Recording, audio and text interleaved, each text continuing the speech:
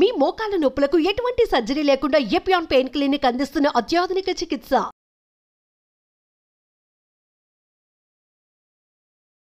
Welcome to Suman TV. నేను మీ నవీన్. ప్రస్తుతం మనతో acupuncture healer doctor Venkat Jajula గారు ఉన్నారు. హాయ్ సార్, నమస్తే అండి. నమస్తే అండి సార్, ఒకప్పుడు మోకాళ్ళ నొప్పులు అంటే ఒక 50 ఏళ్ళు 60 ఏళ్లలో మనం చూసేవాళ్ళం, కానీ ఇప్పుడు యంగేజ్లో కూడా ఈ మోకాళ్ళ నొప్పులు చూస్తూ ఉన్నాము. వీటికి ఎట్లాంటి శస్త్రచికిత్సలు లేకుండా ఆక్యుపంక్చర్లో మోకాళ్ళ నొప్పులు తగ్గించుకోవచ్చు అని చెప్పేసి నేను విన్నాను, మీ వీడియోస్ కూడా చూసాము. సో అది ఎంతవరకు వాస్తవం అంటారండి? 100% ఆక్యుపంక్చర్ ట్రీట్మెంట్ ద్వారా నీ పెయిన్స్ పర్మనెంట్గా క్యూర్ అయిపోతాయండి. ఓకే. ఈ రోజుల్లోని ప్రజల్లో 70-80% మంది ఈ మోకాళ్ళ నొప్పులతోటి బాధపడుతున్నారు. ఇదివరకు చూస్తే 70sలోనూ 60s 70s 80s ఆ ఏజ్ రేంజ్లో మోకాళ్ళ నొప్పులు వచ్చాయి. కరెక్ట్. ఈ రోజుల్లో చూస్తే యుక్త వయసులో నుంచి కూడా రావడం, మోకాళ్ళ నొప్పులు రావడం జరుగుతుందండి. వీటన్నిటికీ ప్రధాన కారణం ఇప్పుడున్నటువంటి ఆహార శైలి విధానం అండి. మనం తీసుకున్నటువంటి ఆహారం, ఎటువంటి ఆహారం తీసుకుంటాము అనేది చాలా ఇంపార్టెంట్ ఈ మోకాళ్ళ నొప్పులు రావడానికి. ఎందుకంటే మనకి ఆహారంలో 2 రకాలు ఉంటాయండి. ఒకటి ఆల్కలైన్ ఫుడ్, రెండవది అసిడిక్ ఫుడ్. మానవ శరీరం నిర్మితమైంది ఆల్కలైన్ ఫుడ్ తీసుకోవడానికి మాత్రమే. అసిడిక్ కాదు.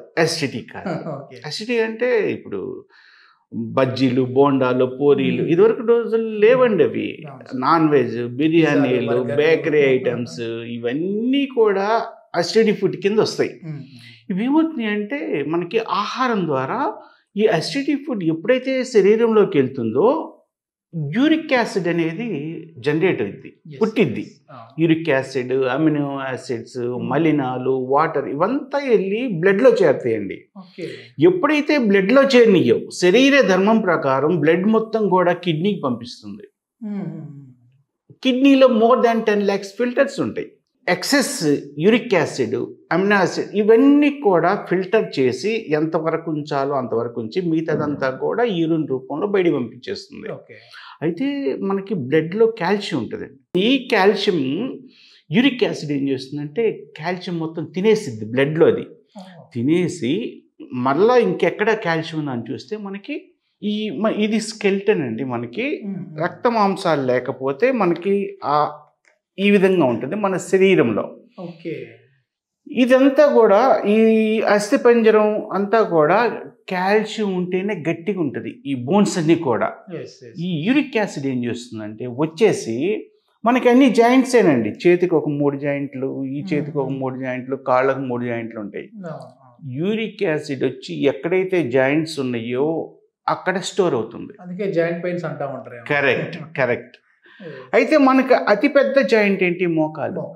ఈ మోకాల నిర్మాణం చూస్తే మనకి ఇది మోకాలండి. మనకి సహజంగా ఇలా ఫ్లెక్సిబిలిటీగా నడిచిన, పరిగెత్తిన, కూర్చున్న ఇట్లా ఫ్లెక్సిబిలిటీ ఉంటుంది. ఇది తొడ ఎముక, ఇది కాలి ఎముక. తొడ ఎముక రక్షణ కార్టిలేజ్, కాలెముక రక్షణ ఈ కార్టిలేజ్ ఉంటుంది. ఈ 2 కార్టిలేజ్ అరిగిపోకుండా మినస్కస్ ఉంటుంది మధ్యలో. ఎప్పుడైతే సైనోవియల్ ఫ్లూయిడ్ కూడా ఉంటుంది, గ్రీజ్ టైప్. వెహికల్స్ లో గ్రీజ్ పెడతారు, ఇక్కడేమో మనకి న్యాచురల్ గా గుజ్జు ఉంటుంది, సైనోవియల్ ఫ్లూయిడ్ అంటాం. అది ఏంటంటే ఇవన్నీ అరిగిపోకుండా మంచిగా సరి చూసుకుంటారు. కరెక్ట్. ఎప్పుడైతే యూరిక్ యాసిడ్ వచ్చిందో దాని ఉద్దేశం ఏంటంటే కాల్షియం పీల్చాలి, కానీ ఇవన్నీ అడ్డుకున్నాయని ఫస్ట్ ఇవన్నీ తినేసింది. మనకి ఈ ఎక్స్రే తీస్తే ఇట్లా ఉంటుంది అరిగిపోయిన వాళ్ళకి, అరగకుండా ఉన్న వాళ్ళకి ఇలా కనపడింది, మధ్యలో మినిస్కస్ కనపడదు. ఎప్పుడైతే ఈ యూరిక్ యాసిడ్ మొత్తం తినేసిద్దో ఈ గ్యాప్ తక్కువైపోయి ఇలా వచ్చేస్తుంది. మన శరీర బరువు మొత్తం మోకాళ్ళ మీదే ఎక్కువగా ఆధారపడి ఉంటుంది. ఈ బరువు అనేది ఇలా పడి రాపిడి జరిగి ఈ కార్టిలేజ్ అంతా కూడా డ్యామేజ్ అయిపోయి ఎముక బయటకు వచ్చి రాపిడి జరిగి బ్లడ్ సర్క్యులేషన్ అయిపోతుంది. ఎప్పుడైతే బ్లడ్ సర్క్యులేషన్ అయిపోయిందో పెయిన్ స్టార్ట్ అయిపోతుంది. ఇక ఇక్కడ కొంచెం బాగా అరిగిపోయిన తర్వాత పెయిన్ ఉందని కొంచెం పక్కకేసి నడుస్తారు. అవును. ఇక్కడ హాయిగా ఉందని దీని మీద ఇట్లానే నడుస్తుంటారు. కొంచెం వంకర పోయినట్టుగా కనపడతా ఉంటుంది. ఇక్కడ కొన్ని రోజులకి అరిగిపోతుంది, మళ్ళీ ఇంకొంచెం పక్కకేసి నడుస్తారు. ఓకే. ఈ విధంగా అలైన్మెంట్ తప్పిపోతుంది, నీ అలైన్మెంట్ తప్పిపోతుంది. అప్పుడు మనిషి కొంచెం వంకర టింకరగా నడుస్తారు. ఈ నీ పెయిన్స్లో 2 రకాలు ఉంటాయి. ఒకటి ఆస్టియో ఆర్థరైటిస్, రెండోది రుమటాయిడ్ ఆర్థరైటిస్. ఈ ఆస్టియో ఆర్థరైటిస్ పెద్దోళ్ళలో ఏజ్ ఎక్కువైపోయిన వాళ్ళలో కామన్గా కనపడుతుంటుంది. ఈ సేమ్ ఆస్టియో ఆర్థరైటిస్ ఇప్పుడు చిన్నోళ్ళలో కనుక కనపడుతుంది, యుక్త వయసులో. ఎక్కువగా యుక్త వయసులో ఉన్న వాళ్ళకి రుమటాయిడ్ ఆర్థరైటిస్ కనపడుతుంది. పెద్దవాళ్ళలో కొంతమందికి కనబడుతుంది. ఈ రుమటాయిడ్ ఆర్థరైటిస్ ఏంటంటే నీ బాగానే ఉంటుంది, ఆ చుట్టుపక్కల ఉన్నటువంటి కండరాల టిష్యూస్ డ్యామేజ్ అయిపోయి, ఎందుకంటే ఈ డ్యామేజ్లో ఈ టిష్యూస్లో వాటర్ చేరి వాపు వచ్చి అసలు విపరీతమైనటువంటి బాధపడుతుంటారండి. అట్లా పనుకుంటే నిద్రే పట్టదు. మెయిన్ ఎందుకంటే మనకి రోగ నిరోధక శక్తి అనేది ఉంటుంది శరీరంలో. ఎప్పుడైతే ఈ రోగ నిరోధక శక్తి మన మీద తిరగబడిందో అంటే ఆటో ఇమ్యూనిటీ సిస్టమ్గా మారుతుంది. ఎప్పుడైతే ఆటో ఇమ్యూనిటీ సిస్టమ్గా మారిందో మన శరీరాన్నే తినేస్తుంటుంది, తన శత్రువుగా భావించి తినేస్తుంటుంది. ఇమ్యూనిటీ పవర్ తక్కువగా ఉండకూడదు. ఇమ్యూనిటీ పవర్ తక్కువ ఉంటే వైరస్ బ్యాక్టీరియాలు వచ్చినా కానీ ఎఫెక్టివ్గా కిల్ చేయలేదు. జబ్బులు బయటపడుతున్నా కానీ అది చూస్తూ కూర్చుంటుంది. ఆటో ఇమ్యూనిటీ సిస్టమ్ జాయింట్స్ మీద తిరగబడి ఇవన్నీ కూడా ప్రతి జాయింట్ కూడా వాపులు వచ్చేస్తుంటాయి. ఏళ్లల్లో, కాళ్ళల్లో, జాయింట్లలో అన్నిట్లో వాపులు వచ్చేస్తుంటాయండి. అది రుమటాయిడ్ ఆర్థరైటిస్. అదే సార్, దీనికి ఆక్యుపెంచర్లో ఎట్లాంటి ట్రీట్మెంట్ ఉంది? ఎందుకంటే ఆక్యుపెంచర్, ఆక్యుప్రెజర్ అంటే ఒక పాయింట్లో ప్రెజర్ కల్పించడమో లేదంటే పంచర్ చేయడమో ద్వారా ఎట్లా మోకాళ్ళ నొప్పులు తగ్గుతాయి? మనకి నీ పెయిన్స్కి సంబంధించి ఆక్యుపంక్చర్ పాయింట్స్ ఉంటాయండి. యాక్చువల్ మనకి ఛానల్స్ ఉంటాయి, ఈ బూస్ట్ చేస్తాం. ఎప్పుడైతే ఇప్పుడు నేను చెప్పాను కదా ఇక్కడ బ్లడ్ సర్క్యులేషన్ జరగదని, ఎప్పుడైతే knee pain points acupuncture points activate చేసామో అక్కడ ఫస్ట్ బ్లడ్ సర్క్యులేషన్ జరుగుతుందండి. ఎప్పుడైతే బ్లడ్ సర్క్యులేషన్ జరిగిందో జీవం అనేది ఏర్పడుతుంది. జీవం ఉన్న చోట గుజ్జు ఊటలాగా పెరుగుతూ వస్తుంది. ఎప్పుడైతే ఈ గుజ్జు ఊటలాగా వచ్చిందో కార్టిలేజ్ రిపేర్ అవుతుంది. ఎప్పుడైతే కార్టిలేజ్ రిపేర్ అయిపోతుందో ఎముక అనేది రాపిడ్ అనేది ఉండదు. అప్పుడు నీ పెయిన్స్ పర్మనెంట్గా తగ్గిపోతుంది. ఈ విధంగా రుమటాయిడ్ ఆర్థరైటిస్, ఆస్టియో ఆర్థరైటిస్ని ఆక్యుపంక్చర్ ట్రీట్మెంట్ ద్వారా మన mega life nature cure acupuncture క్లినిక్లో పర్మనెంట్గా 100కి 100% తగ్గిస్తున్నామండి. ఓకే.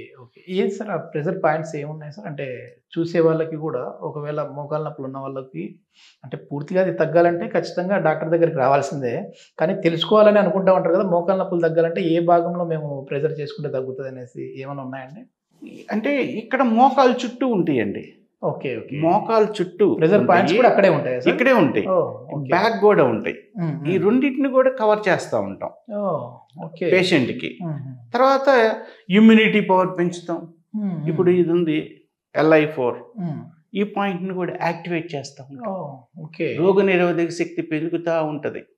అంటే ఎటువంటి ప్రాబ్లం లేకుండా ఇమ్యూనిటీ పవర్ ఇంక్రీజ్ అవుతూ ఉంటుంది. అదొక్కటే కాకుండా ఆ నీ పెయిన్ రావడానికి కూడా అంటే మల్టిపుల్ ఆర్గాన్స్ ఎఫెక్ట్ ఉంటుందండి. ఎప్పుడైతే ఒక మోకాల ధర్మం ఏంటి, కరెక్ట్గా కార్టిలేజ్ని కరెక్ట్గా ఉంచుకోవాలి, గుజ్జుని కరెక్ట్గా ఉంచుకోవాలి, ఇవన్నీ కరెక్ట్గా ఉంచాలి. అవి డ్యామేజ్ అవుతున్నాయంటే కారణం మిగతా ఆర్గాన్స్ మీద కూడా ఎఫెక్ట్ ఉంటుంది. ఆ ఆర్గాన్స్ హెల్త్ కూడా రీడ్ చేసి వాటికి కూడా ఎనర్జీ లెవెల్స్ని బూస్ట్ చేస్తాం ఆక్యుపంక్చర్ ట్రీట్మెంట్ ద్వారా. సో ఈ విధంగా మోకాళ్ళ నొప్పులు వచ్చినటువంటి వాళ్ళకి పర్మనెంట్గా క్యూర్ చేస్తున్నామండి, ఆపరేషన్ లేకుండా. ఆపరేషన్ చేస్తే ఏమవుతుందంటే అండి, ఇప్పుడు ఈ మధ్యలో ఏదైనా వస్తువు పెట్టామనుకోండి, శరీరం యాక్సెప్ట్ చేయదు. ఇటు కూర్చోలేరు, నిలబడలేరు, ఇటు ఏం చేయలేరు. టీకేర్ లాంటివి చేస్తూ ఉంటారు. ఎందుకంటే మన శరీరము ఏదైనా ఆబ్జెక్ట్ మన శరీరంలో పెడితే యాక్సెప్ట్ చేయదు, అప్పటి నుంచి సైడ్ ఎఫెక్ట్ స్టార్ట్ అవుతూ ఉంటాయి. ఆ తర్వాత ఎందుకు చేయించుకున్నాం అని చెప్పేసి చాలా మంది బాధపడుతుంటారు. ఇవి సైడ్ ఎఫెక్ట్స్ ఏముండవు సార్? ఎటువంటి సైడ్ ఎఫెక్ట్, ఇది న్యాచురల్ ట్రీట్మెంట్ అండి. 5000 years బ్యాక్ నుంచి ఉన్నటువంటి ఎటువంటి వైద్యం లేనప్పుడు మన భారతదేశంలో ఉన్నటువంటి ఒకే ఒక వైద్య విధానం ఆక్యుపంక్చర్ వైద్య విధానం, మర్మ చికిత్స అనేది. సో ఈ విధంగా ఆ రోజుల్లో డాక్టర్స్ లేరు, మెడిసిన్ లేదు. ఏంటంటే అప్పుడున్నటువంటి జ్ఞానుల ప్రకారం పాయింట్స్ని యాక్టివేట్ చేసి పక్కన ఉన్న ముళ్ళు తీసుకొచ్చి గుచ్చేవాళ్ళు అండి, ఏదైనా ఆకులు తీసుకొచ్చి నోట్లో పిండేవాళ్ళు, తగ్గిపోయింది. అవన్నీ కూడా లిఖించబడి మా లాంటి వాళ్ళకి అందించడం ద్వారా మేము ఇప్పుడు ప్రజలకి సేవ చేయగలుగుతున్నాం ఆక్యుపంక్చర్ ట్రీట్మెంట్ ద్వారా. నిజంగా చాలా అద్భుతం సార్, చాలా మంచి ఇన్ఫర్మేషన్ అయితే ఇచ్చారు. Thank you sir. Thank you so much.